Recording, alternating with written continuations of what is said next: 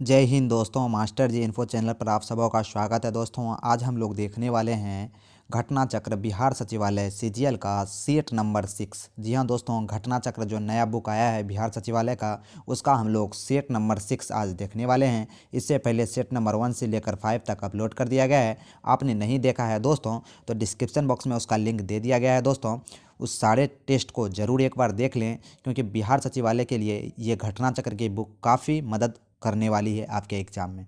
तो चलिए दोस्तों स्टार्ट करते हैं। वीडियो स्टार्ट करने से पहले अगर आप हमारे चैनल पर नए हैं तो चैनल को सब्सक्राइब कर लीजिएगा और इस क्लास का पीडीएफ पाने के लिए टेलीग्राम चैनल को ज्वाइन कर लीजिएगा। दोस्तों आंसर देने का प्रयास कीजिएगा जितना ज़्यादा हो सके, क्योंकि अगर आप इस पर आंसर देते हैं दोस्तों तो आपको माइंड में क्वेश्चन सेट होते चले जाएगा। अंतर्राष्ट्रीय जैव विविधता दिवस कब मनाया जाता है? तो अंतर्राष्ट्रीय जैव विविधता दिवस 22 मई को मनाया जाता है। नेक्स्ट है 21 अप्रैल 2022 को संयुक्त राष्ट्र पर्यावरण कार्यक्रम UNEP United Nation Environment Programme ने किसे प्रतिष्ठित champion of the Earth lifetime achievement award 2021 प्रदान किया? तो ये दिया गया दोस्तों सर डेविड एटनबरो को। सर डेविड एटनबरो को यूएनईपी की तरफ से जो है दोस्तों यूनाइटेड नेशन एनवायरनमेंट प्रोग्राम की तरफ से प्रतिष्ठित champion of the Earth lifetime achievement 2021 से सम्मानित किया गया। नेक्स्ट क्वेश्चन की बात करें, 2 मई 2022 को हेराक्लियन यूनान में आयोजित IWF जूनियर विश्व चैंपियनशिप 2022 में हर्षदा शरद गरूर स्वर्ण पदक जीतने वाली पहली भारतीय महिला भारोत्तोलन बन गई। उन्होंने किस भार वर्ग में 153 किलोग्राम वजन उठाकर स्वर्ण पदक जीता? तो इन्होंने दोस्तों 45 किलोग्राम भार वर्ग में 153 किलोग्राम वजन उठाकर हर्षदा शरद गरूर ने स्वर्ण पदक जीता। जूनियर विश्व चैंपियनशिप 2022 में बात करें दोस्तों तो हर्षदा शरद गरूर ने 45 किलो वर्ग में 153 किलोग्राम वजन उठाकर भारोत्तोलन में गोल्ड मेडल जीता। तो option number A is the right answer, Harshada Sharad Garur याद रखेंगे। नेक्स्ट क्वेश्चन की बात करें दोस्तों, नेक्स्ट क्वेश्चन है 28 से 30 मार्च 2022 के मध्य चौथा विश्व उद्यमी निवेश फोरम कहाँ संपन्न हुआ? तो ये जो संपन्न हुआ दोस्तों दुबई में। कहाँ? दुबई में। नेक्स्ट है 11 अप्रैल 2022 को चौथा भारत अमेरिका 2+2 मंत्री स्तरीय संवाद 2022 कहाँ आयोजित हुआ? तो इसका जो आंसर होगा दोस्तों वाशिंगटन डीसी में। चौथा भारत अमेरिका 2+2 मंत्री स्तरीय वार्ता वाशिंगटन डीसी में 2022 संपन्न हुआ। नेक्स्ट है 16 मई 2022 को एलिजाबेथ बोर्न ने किस देश की प्रधानमंत्री के रूप में पदभार ग्रहण किया? तो ये दोस्तों फ्रांस की प्रधानमंत्री के रूप में एलिजाबेथ बोर्न ने अपना पदभार ग्रहण किया। 16 मई 2022 को फ्रांस के प्रधानमंत्री एलिजाबेथ बोर्न बन गए। नेक्स्ट 42 नंबर प्रश्न है 25 मार्च से 6 अप्रैल 2022 के मध्य भारत और किर्गिस्तान के बीच संयुक्त विशेष बल अभ्यास 9वां संस्करण खंजर 2022 का संपन्न कहाँ हुआ? तो खंजर 2022 संपन्न हुआ बकलोह में। कहाँ पर? बकलोह में। नेक्स्ट क्वेश्चन की बात करें दोस्तों, भारत का पहला digital water data bank aquarium कहाँ स्थित है? तो भारत का पहला digital water data bank aquarium जो है दोस्तों ये स्थित है बेंगलुरु में। कहाँ पर? बेंगलुरु में। नेक्स्ट क्वेश्चन की बात करें, पुस्तक भारत के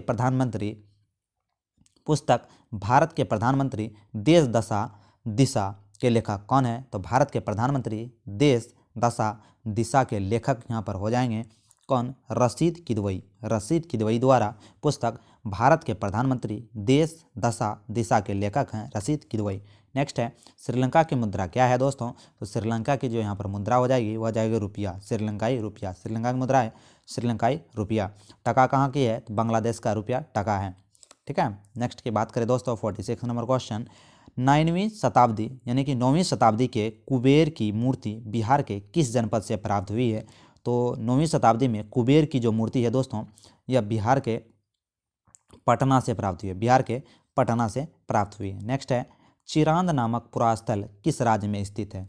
चिरांद नामक पुरास्थल किस राज्य में स्थित है यह प्रश्न पूछा जा रहा है दोस्तों। तो चिरांद जो है बिहार में है, चिरांद जो है छपरा बिहार में है। नेक्स्ट है वर्ष 1939 में बिहार में अंबारी सत्याग्रह का नेतृत्व किसने किया था? तो बिहार में अंबारी सत्याग्रह का नेतृत्व 1939 में किया था राहुल सांकृत्यायन ने। राहुल सांकृत्यायन ने 1939 में बिहार में अंबारी सत्याग्रह का नेतृत्व किया था। नेक्स्ट है बिहार शरीफ के पीर पहाड़ी पर स्थित मकबरा किस प्रशासक का है? तो बिहार शरीफ के पीर पहाड़ी पर जो मकबरा है दोस्तों, ये मलिक इब्राहिम का है। किसका है? मलिक इब्राहिम का है। नेक्स्ट है 15 नंबर प्रश्न। 15 नंबर प्रश्न है, निम्नलिखित में कौन शहीद सुमेलित नहीं है? तो इनमें से शहीद सुमेलित कौन नहीं है, ये प्रश्न पूछा जा रहा है दोस्तों। तो राजगीर पक्षी विहार, ये पटना में नहीं है, राजगीर में है। नकटी बाघ पक्षी अभ्यारण्य, बांध पक्षी अभ्यारण्य जमुई, नागी नकटी जमुई में है। भीम बांध मुंगेर में है। वाल्मीकि राष्ट्रीय उद्यान जो कि टाइगर रिजर्व है दोस्तों, पश्चिमी चंपारण में। तो ये तीनों सही है, जबकि राजगीर पक्षी विहार जो है दोस्तों, राजगीर में है। तो option A is the right answer. Option A यहीं सुमेलित नहीं है, ऑप्शन ए सुमेलित नहीं है। नेक्स्ट क्वेश्चन की बात करें, 51 नंबर क्वेश्चन। तपोवन गर्म जल कुंड बिहार के किस जिले में है? तो तपोवन गर्म जल कुंड जो है दोस्तों, यह अररिया जिले में। कहाँ पर? अररिया जिले में है। नेक्स्ट है पशु गणना 2019 के अनुसार बिहार के किस जिले में सर्वाधिक पशु है? तो बिहार के किस जिले में सर्वाधिक पशु है दोस्तों? तो बिहार के अररिया जिले में सर्वाधिक पशु है।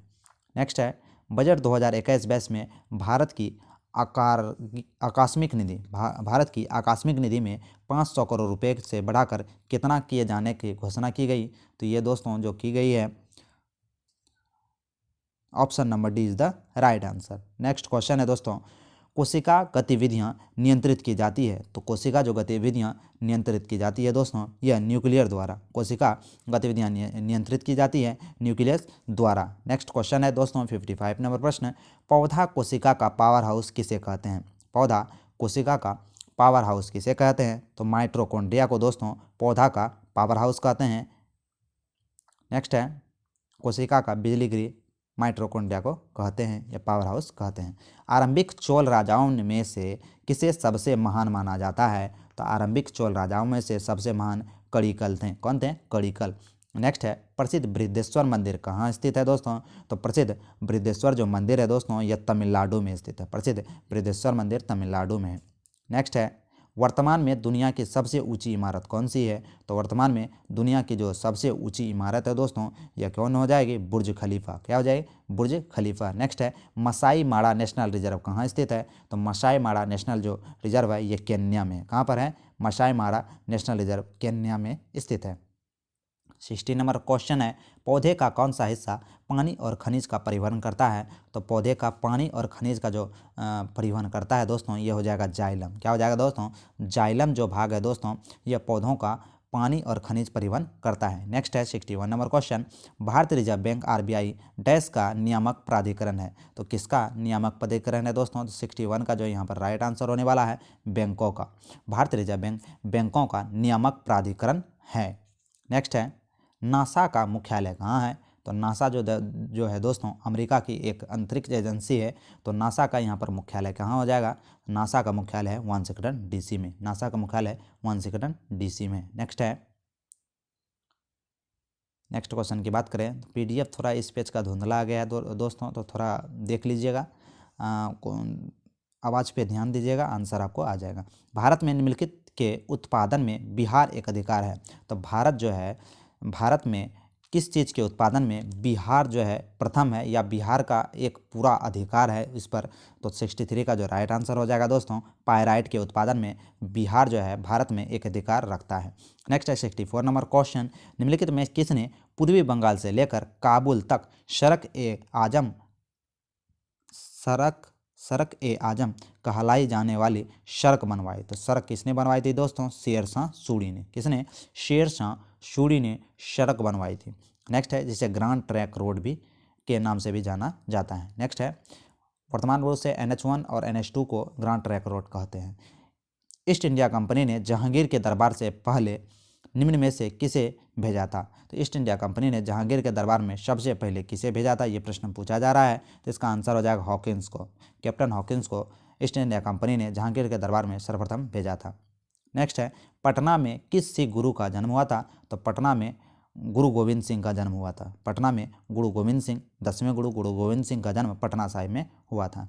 नेक्स्ट है भारत में न्यायिक पुनरीक्षण जुडिशियल रिव्यू की संकल्पना निम्नलिखित में से किस देश से ली गई है? तो ये जो है दोस्तों, यह संयुक्त राज्य अमेरिका से जुडिशियल रिव्यू यानी न्यायिक पुनरीक्षण लिया गया है। नेक्स्ट है निम्नलिखित में कौन सा विषय समवर्ती सूची में है?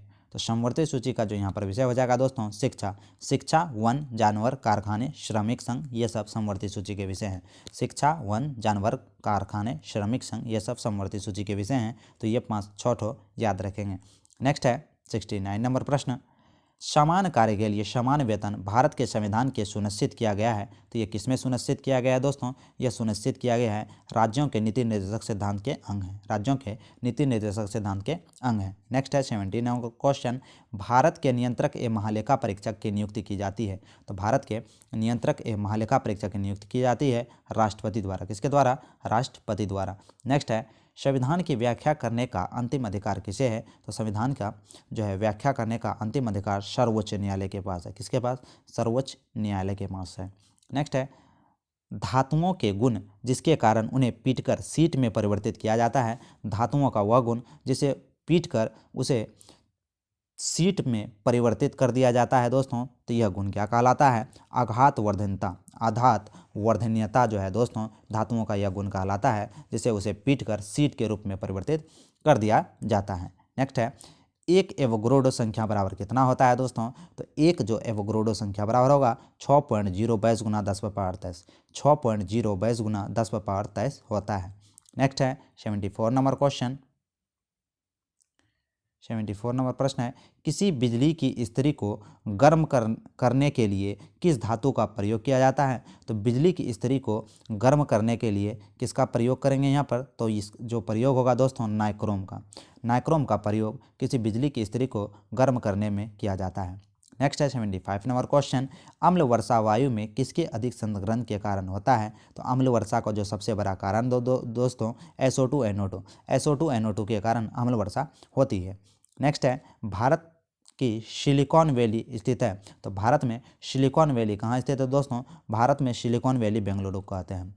भारत में सिलिकॉन वैली कहाँ है? बेंगलुरु में। नेक्स्ट है भारतवर्ष की सबसे बड़ी सिंचाई नहर कौन सी है? तो भारतवर्ष की सबसे बड़ी सिंचाई नहर है इंदिरा गांधी नहर, जो कि राजस्थान में है दोस्तों, इंदिरा गांधी नहर। नेक्स्ट है सर्वाधिक गुरुत्वाकर्षण नियतांक ऐसा इकाई क्या है? Newton metre square by kg square. 78 का जो यहाँ पर राइट आंसर हो जाएगा दोस्तों option number C is the right answer, newton metre square by kg square.